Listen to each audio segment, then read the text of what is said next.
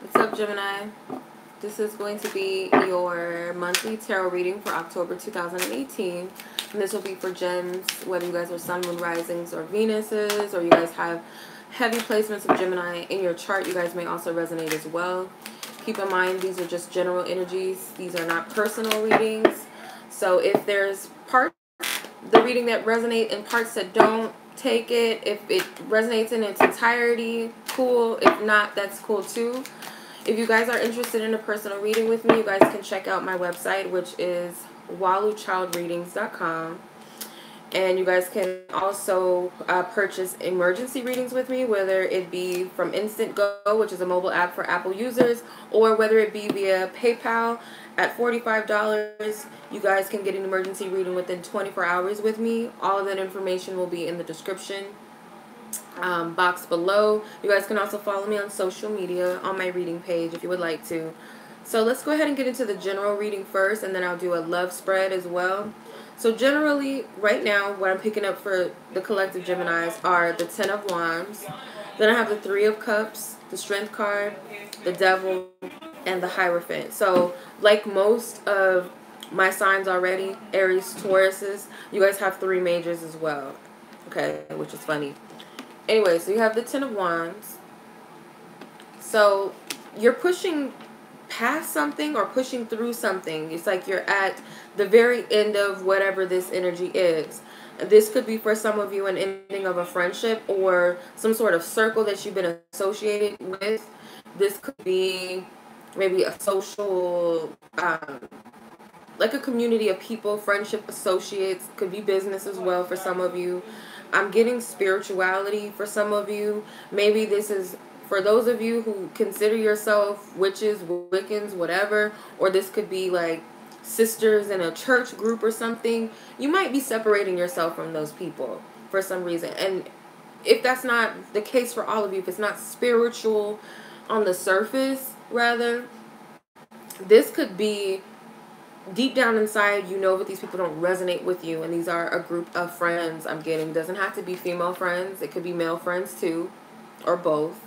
You know, you have male and female friends that maybe you need to disassociate yourself with. Maybe some of them are disassociating from you. Maybe you feel like you don't fit into a collective or a community of people anymore, or you feel like, you know, they might be shunning you out.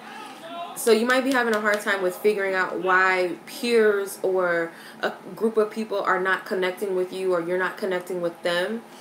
Don't allow your ego to get you tripped up over this. It's not what it seems. I feel like you need to focus on maybe why it's not of your highest good, rather than looking at this as like, I'm not good enough, I don't fit in, or you know, this is going to be difficult for me to do. This may be of your highest good.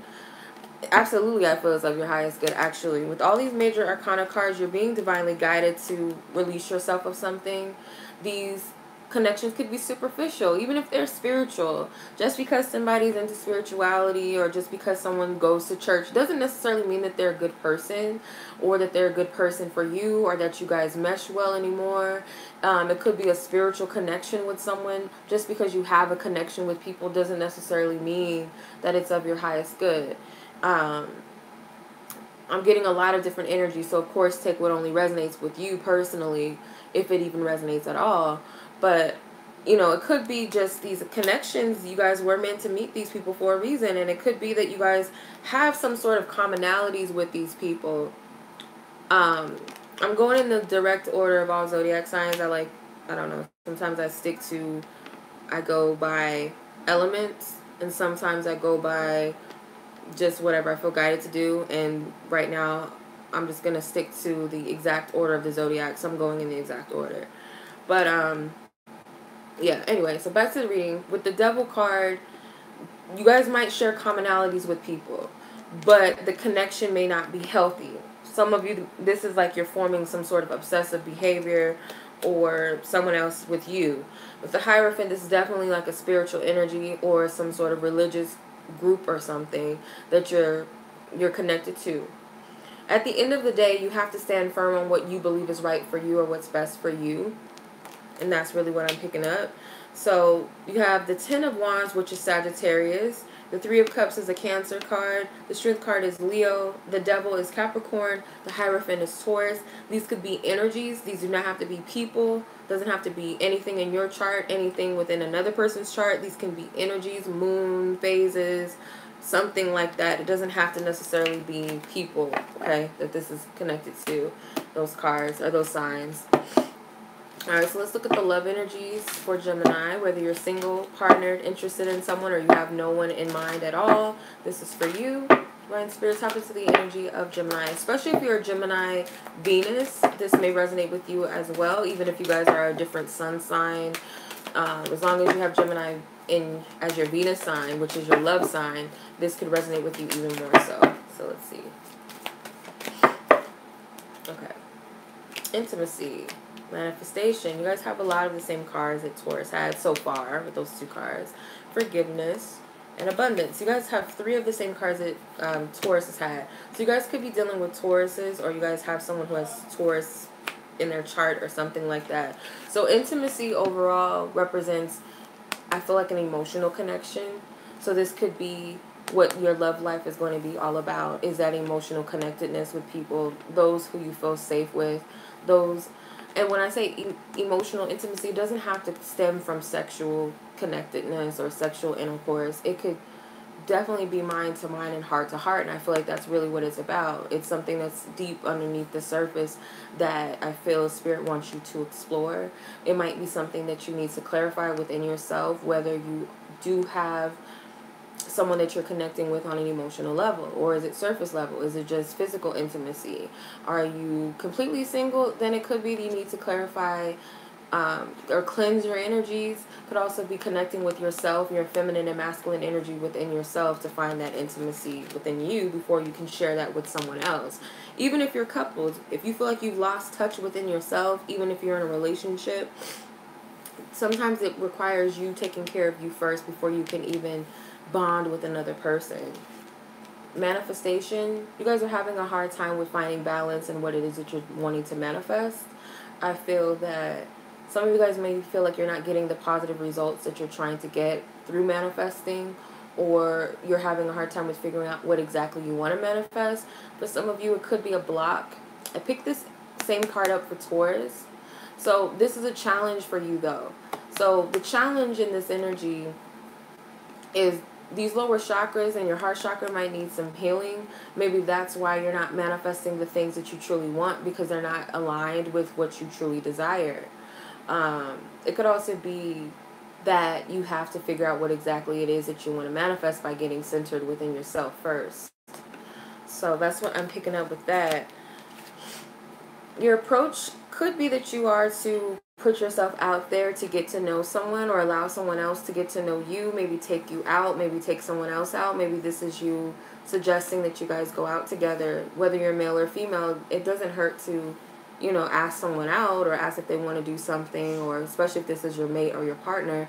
Could also be that they're coming to you in this approach as well, being a little more romantic, a little more interested, or putting yourself out there for this type of person to find you.